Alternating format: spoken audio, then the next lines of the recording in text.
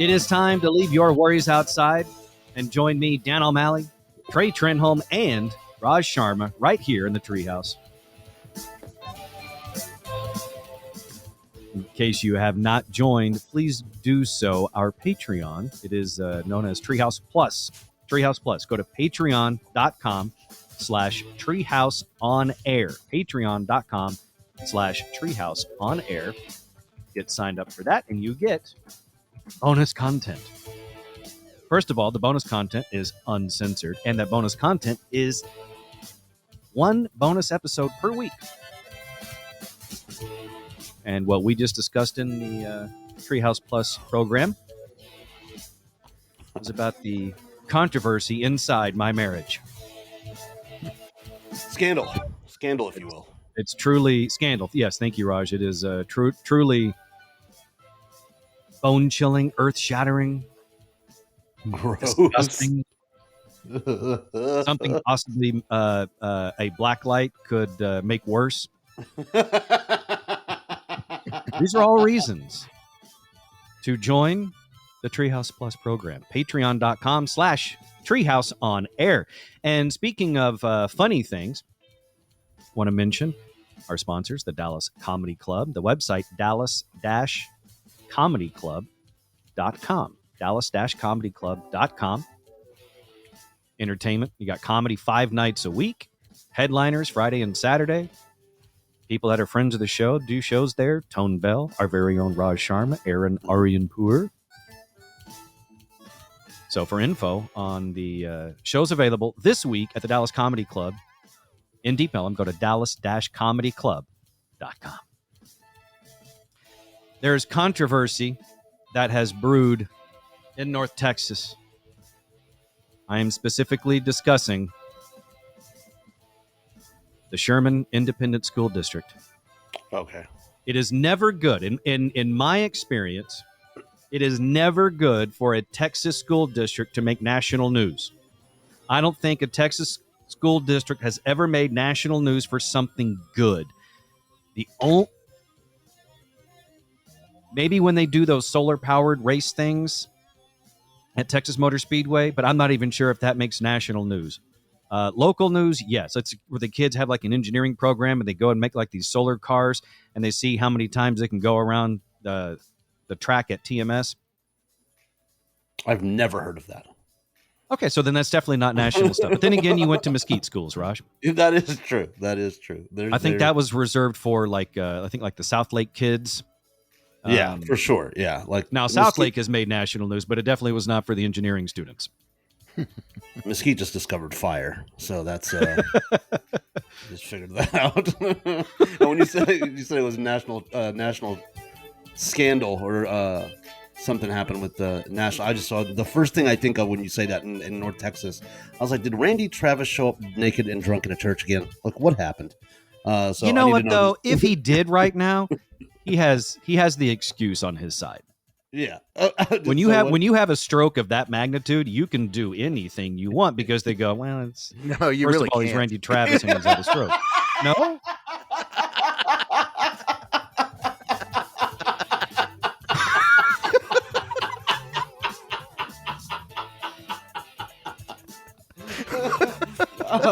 I'll set him up, Trey. You knock him down.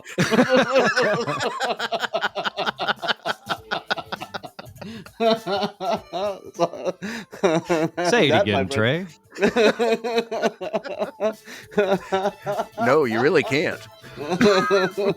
Oh, poor Randy Travis. Poor church. Dan said I could.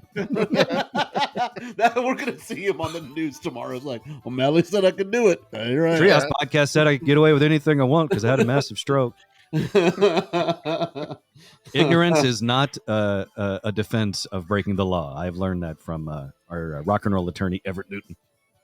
Yeah. Or unless you're super wealthy, then sometimes that can actually work in your favor. I didn't know money laundering and tax evasion and, insider trading was illegal. Anyway, there is controversy in North Texas. Have you guys heard about what's going on in Sherman? No. Perfect. Well, a transgender Texas student was kicked out of the lead role of his high school musical after the principal introduced a new gender casting policy. Yes, I did read about this. So the short version, in addition to what I just said, a trans student has been kicked out of the lead role of the high school production of Oklahoma over a gender policy. Mhm. You know, this is where I go back to saying it's never a good thing when a Texas or really any school district goes national. The good stuff stays local, the bad stuff goes national, and in this case, it may end up going international because news is international these days.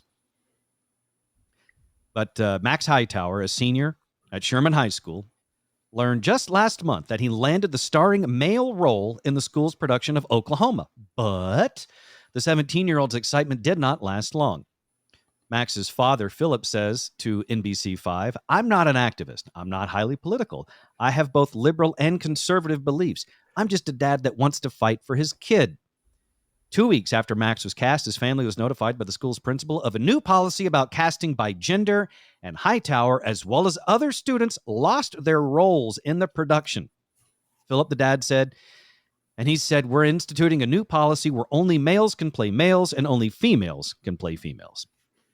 The Sherman ISD said the performance of Oklahoma will be under review and has been postponed to January of next year. The district said in a statement, there is no policy on how students are assigned to roles, although it sounds like there is. So Go figure. The district explained that the production was under review because it contained mature adult themes, profane language, and sexual content. Unfortunately, all aspects of the production need to be reviewed, including content, stage production, and props, casting as well, to ensure that the production is appropriate for the high school stage. They're doing Oklahoma? Yeah. Yes. I'm trying to think of what's inappropriate in the musical Oklahoma. The whole thing, it sucks.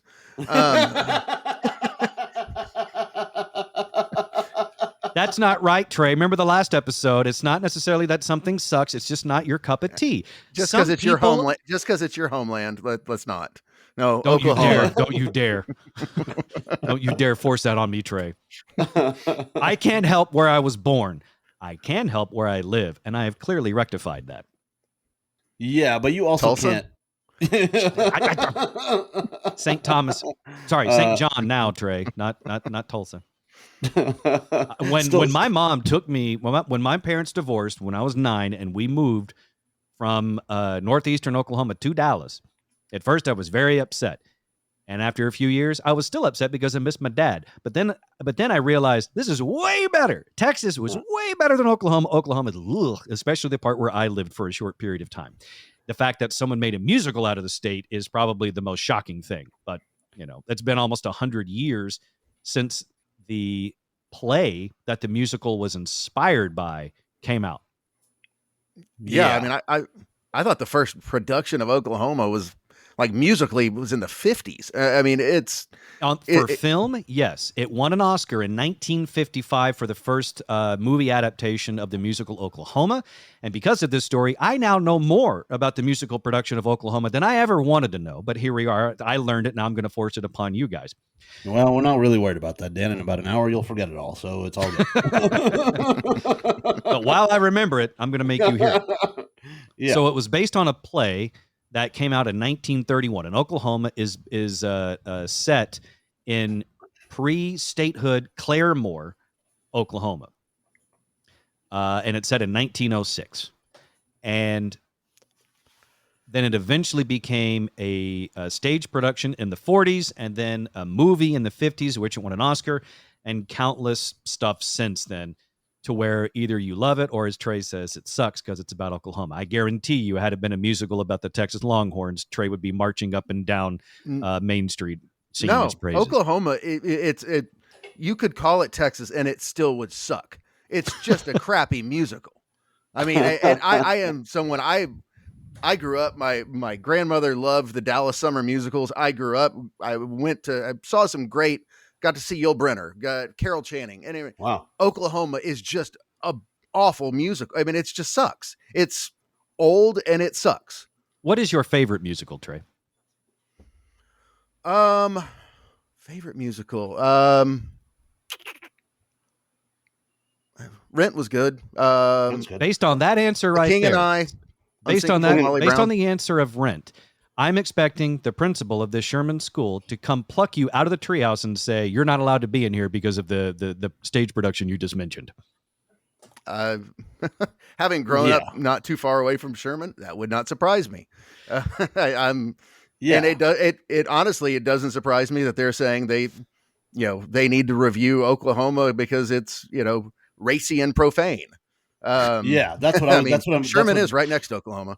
And That's let's what- also keep in mind, yeah. let's keep in mind when they're saying, oh, where this is under, no. I know what it is.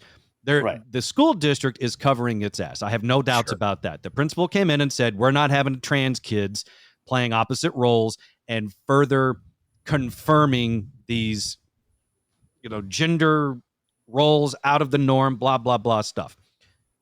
He wasn't going to have it happen on his watch. And the school district realizes, oh, you screwed up. But now we have to come up with a legitimate excuse Yes. for your behavior. And that is, no. It's not that the principal didn't want the trans kid, playing Curly in the in the musical. Right. Instead, the content of Oklahoma is, we got to take a look at this. It's pretty sketchy, It's But I mean, you have to review the but whole I'm- thing. It's practically porn.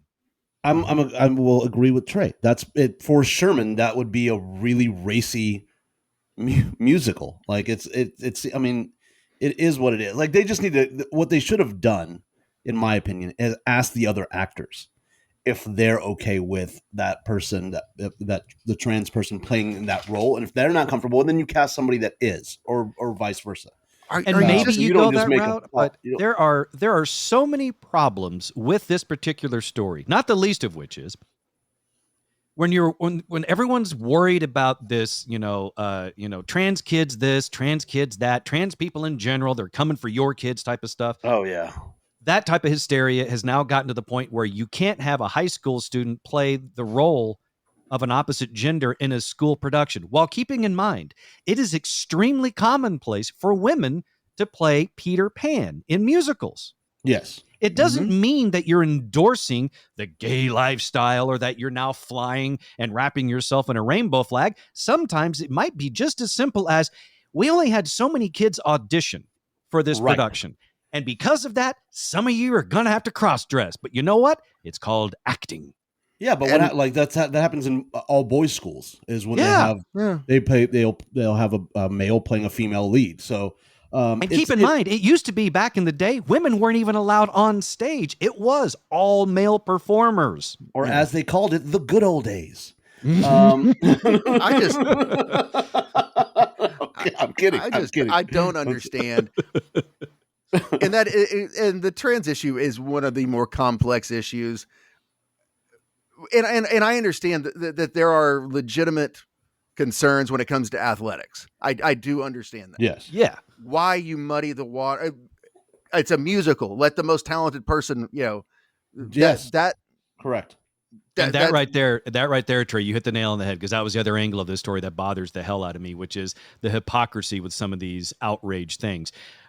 Someone who probably believes that affirmative action is bad, they would say, let the person attend the university that's the most qualified. Let the person get the job who's the most qualified, not because they're a minority or they're that. However, don't you dare put that trans kid in the role of Curly in Oklahoma.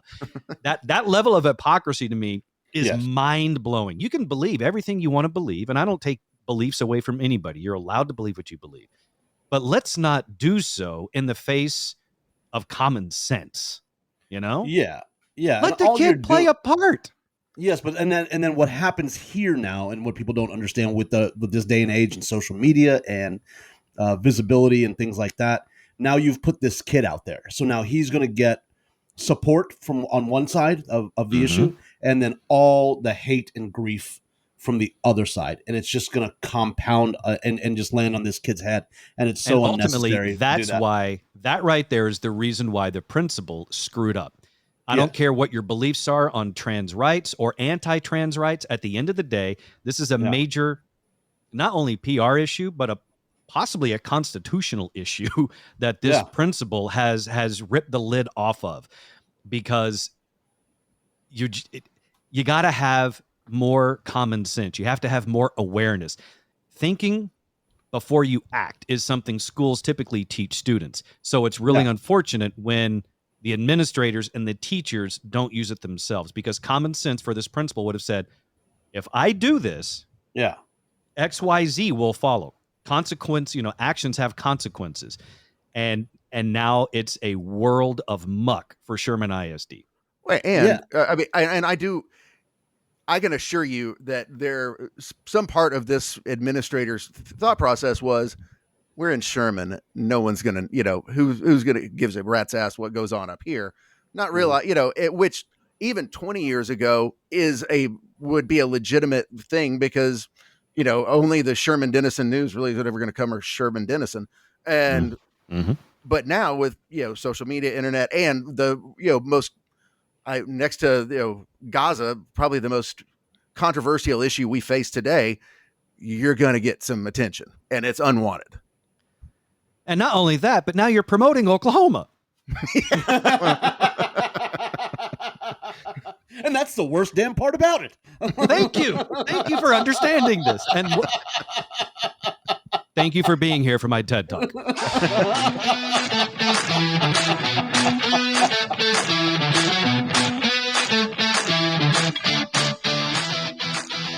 You're listening to the Treehouse. Visit us online at treehouseonair.com.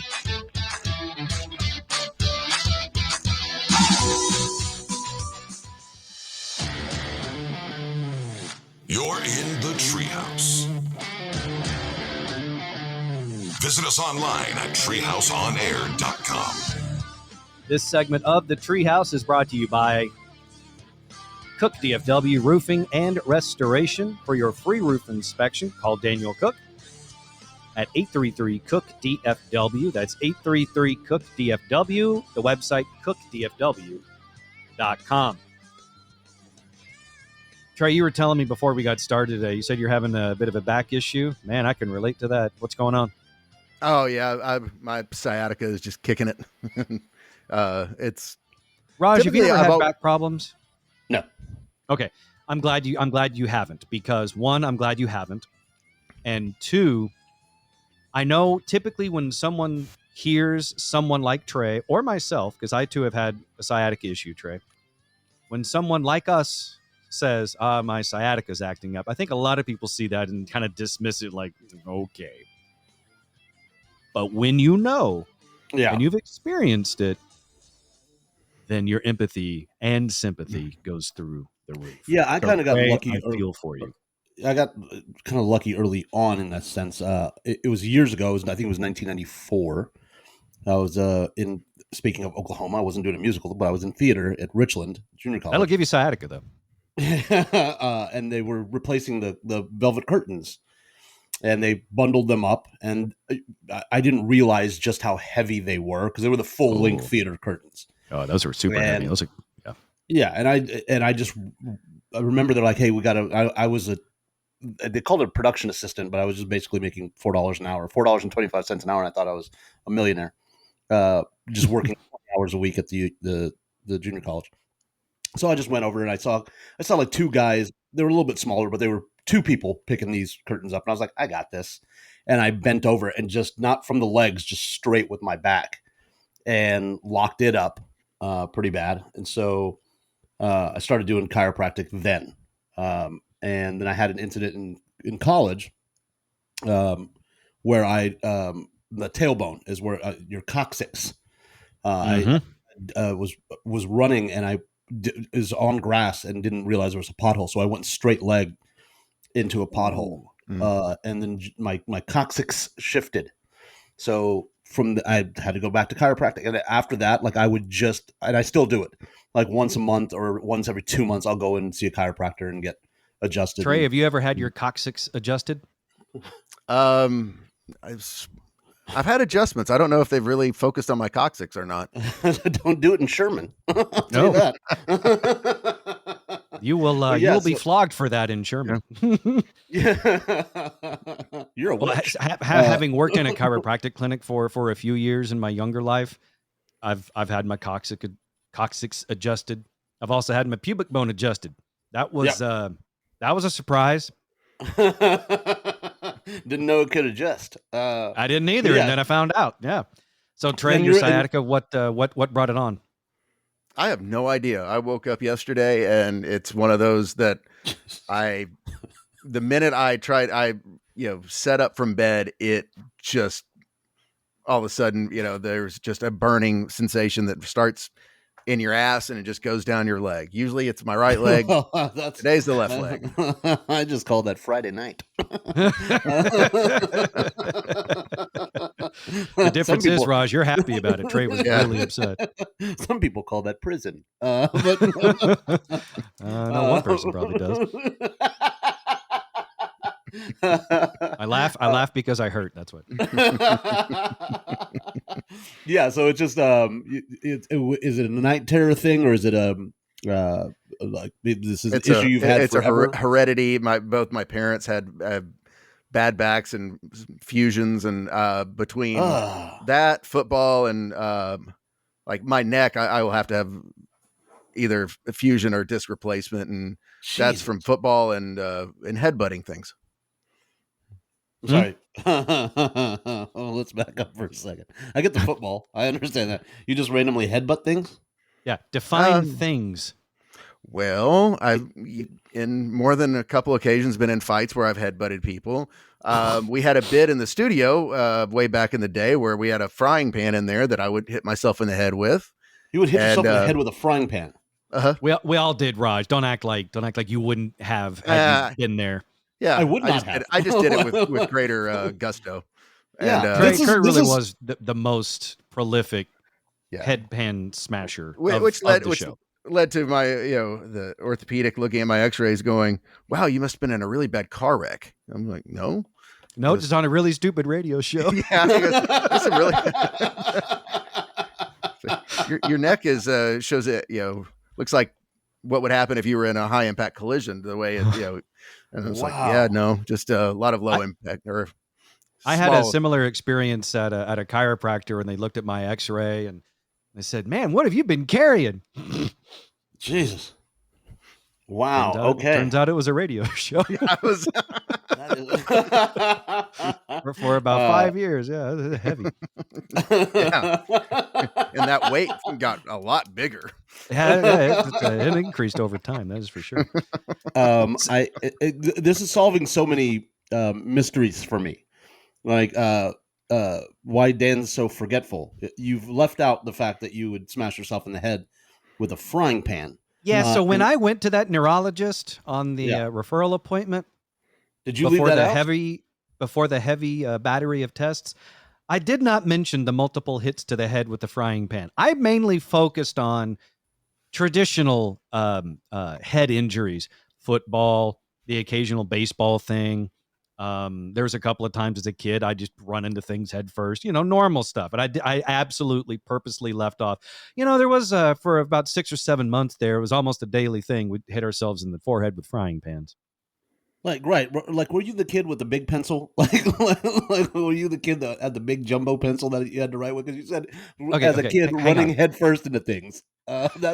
We had that kid too. His name was Billy, and he had his name on his belt. And I don't think that was for anything other than he didn't know that there's another belt. Like Billy had to put Billy's belt on, and he was having his name on his belt wasn't an achievement. Like he had won the rodeo. It was so he knew it was his.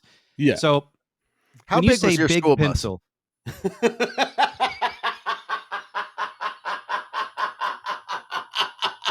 My grandmother took me sometimes. She drove the bus? No, it was a Lincoln Town Car. Well, on the event on the occasions that I rode the bus, it was of normal size. But Raj, let's get back to the pencil size that you mentioned. When you say, were you the kid that had the big pencil? What do you like? How big of the pencil are we talking? The big jumbo pencil for the kid that didn't know how to, Billy. The one that was roughly the same size as John Holmes' crank? Yes, basically. I'd love to say I didn't have one of those, but because I know the exact size and circumference of the pencil compared to a legendary male porn star's genitalia. Yeah. I did. I had the big pencil. This is making so much sense now. Hang on. It gets better. Not only did I have the big red pencil. Yep, it was red. That's right. It also had my name on it.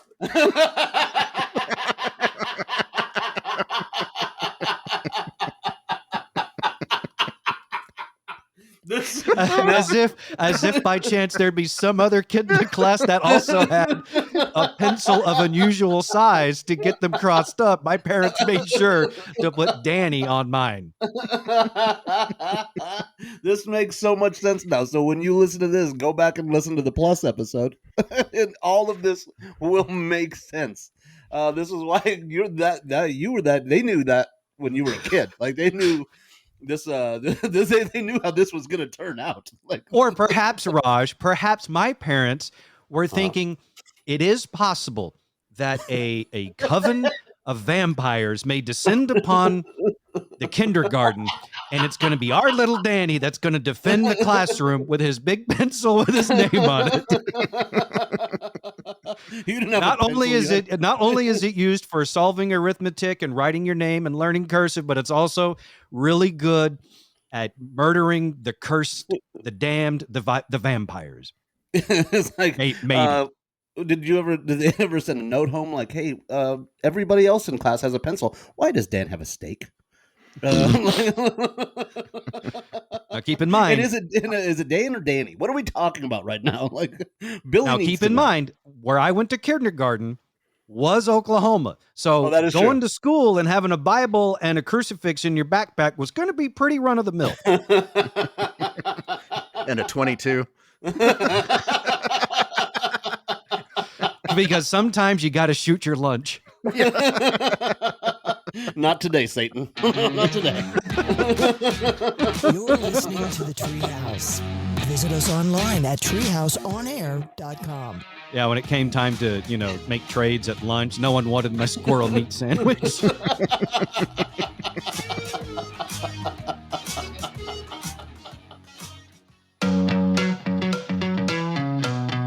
in the Treehouse. Visit us online at treehouseonair.com.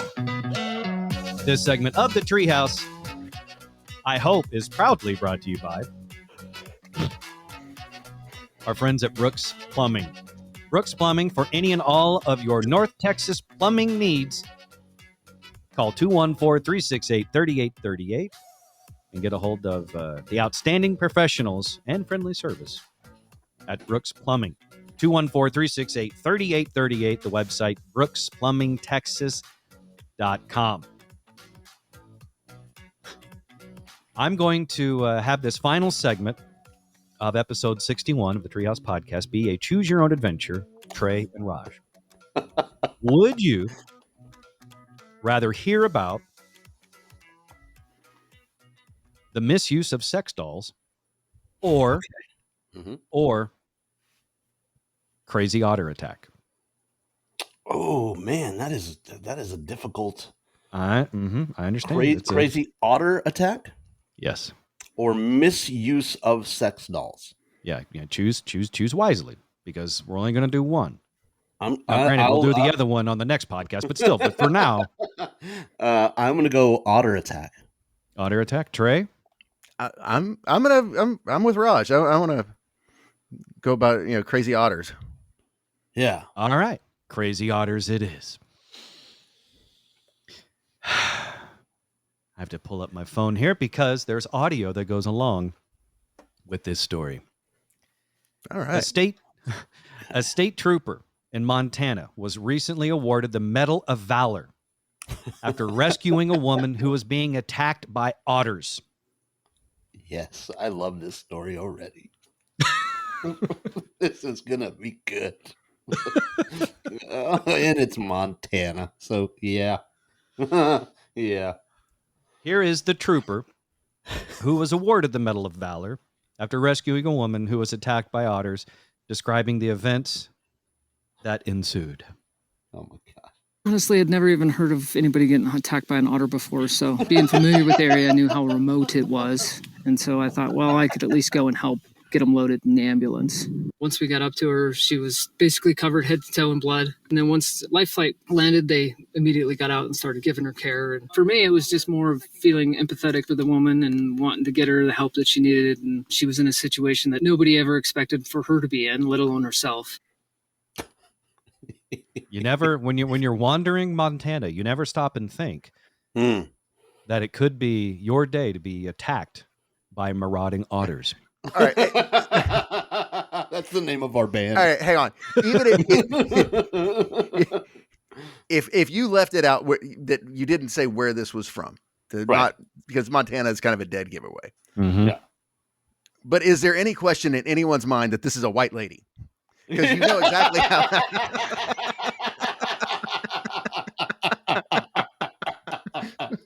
I didn't want to look say at that it cute because little if I bit. say it, if I say it, it's racist. If you say it, it's adorable.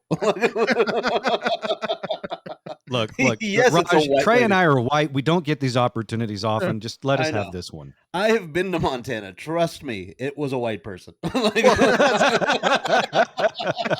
that's what I said. You take out Montana, that's a dead giveaway.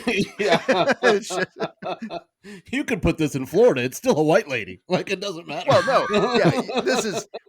It's like if you die on Everest, you know, it's a white person. Yeah, that's exactly right. You hear about a lady getting mauled by some wild animal, you know it was a white lady and she was trying to feed it. See, that's exactly. See, I'm glad you said it like that, because if it would have just been me and like a few of my other comic friends of color, if I would have been like, "Hey man, y'all hear about this lady got attacked by an otter?" My buddy Laurent would go, "White lady." I'd be like, "You're right," and then we'd high five, and then that would be it. That's the end of the story. Like, we don't even need audio. Like, part of what you need to keep in mind here is that it wasn't one otter; it was correct. a group. And I looked it up. The correct biological term for a group of otters is called a romp. A romp. She got romped, all right. That is and there was no doubt when the lady who got the Medal of Valor, the state trooper, that was also a white lady that was talking, right? Are we correct? Yeah. That's how she knew another white lady was in trouble. She was flailing about. And she's like, "This is clearly this is the unspoken thing of white ladies in Montana, the deadly otter." Aren't these the things that fall asleep holding each other's hands? Like, isn't that one, like, so they don't float away? It's the most You know adorable. why they fall asleep holding each other's hands? Because they're cleansing each other of the white lady blood that they have recently spilled. And there's actually a place in Waco. I forget the name of it off the top of my head, but I've seen it on Instagram. There's a place in Waco that you can go and stay. It's like a ranch type of place. Yes, I know exactly. You can actually swim and or take a bath with otters. Yes, they're known to be very docile creatures. So what was this bitch doing? Like, which leads us back to what Trey had said, which, you know, this white lady had it coming. Yeah, she showed up with the wrong food, is my guess. And these otters were like, "Bitch, I will eat you." Like, and then they all looked at each other and went, "We should then." And that's what then they proceeded to eat this lady. and just the luck of this lady, the misfortune of being eaten by otters, but the luck that a state trooper was driving by and recognized, because she says it. She goes, and I realized at that moment it was an otter attack. And I was like, how many? Well, that's just it. The trooper wasn't driving by. It wasn't. I mean, this was the call came in about a romp of otters attacking someone in Montana, and this Montana state trooper answered the call. She said, "I must go help." No, she literally answered the call. She was the only person working that day. Like when I hear that and combined with the story, and you go, she got the Medal of Valor. My only thought is, who didn't get it? Like, that's like. No, you're right, because I was thinking the same thing based on what this state trooper said. I'm going to play this again. Again. I'm going to let her tell you in her own words how it is she was, or what she did. I'll let the state trooper tell you in her own words what she did that led to her receiving the Montana Medal of Valor. Yes. Honestly, I'd never even heard of anybody getting attacked by an otter before, so being familiar with the area, I knew how remote it was. And so I thought, well, I could at least go and help get them loaded in the ambulance.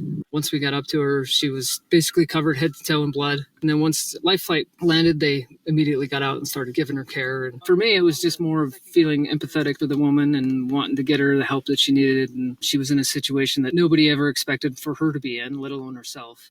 So there, the state trooper says, What she did, which led to her receiving the Medal of Valor from the state of Montana, was help load this blood-soaked woman into an ambulance and then let CareFlight do all the heavy lifting.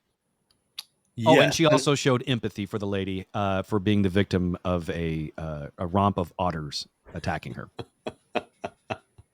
How low is the bar for issuing medals in the state of Montana that you only had to show up and to get a medal? The last recipient was the one who responded to the Great Beaver Massacre.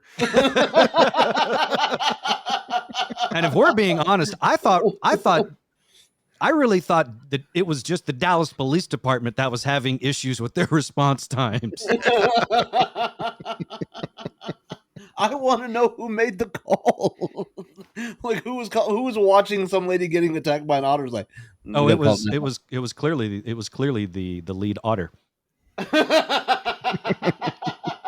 He wanted to make an example and show the world that otters are not to be trifled with in Montana.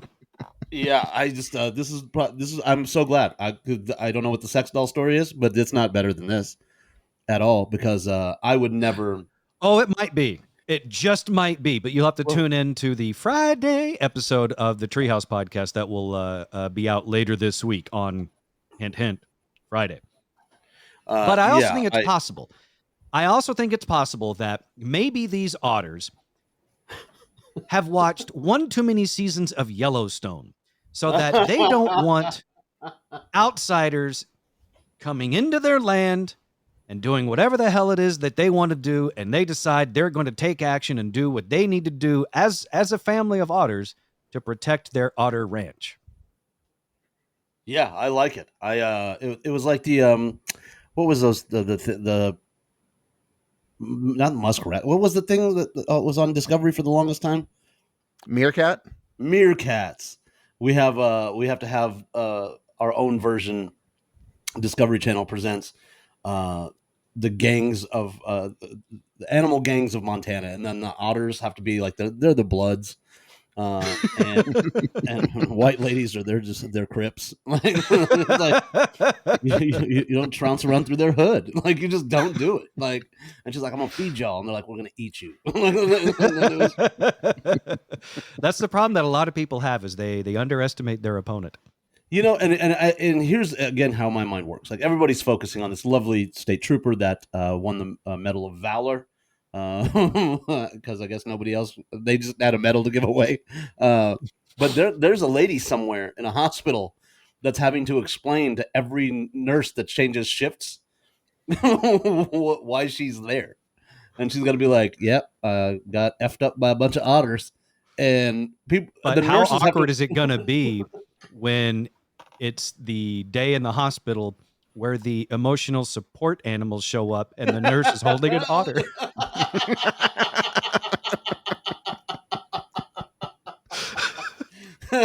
have PTSD from one of the most adorable creatures ever.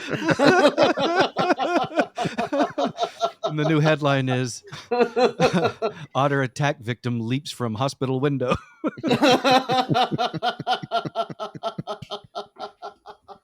In otter and guess which state trooper showed up to answer that call. She's now got second medal. 2 medals. She's got 2 medals of valor now.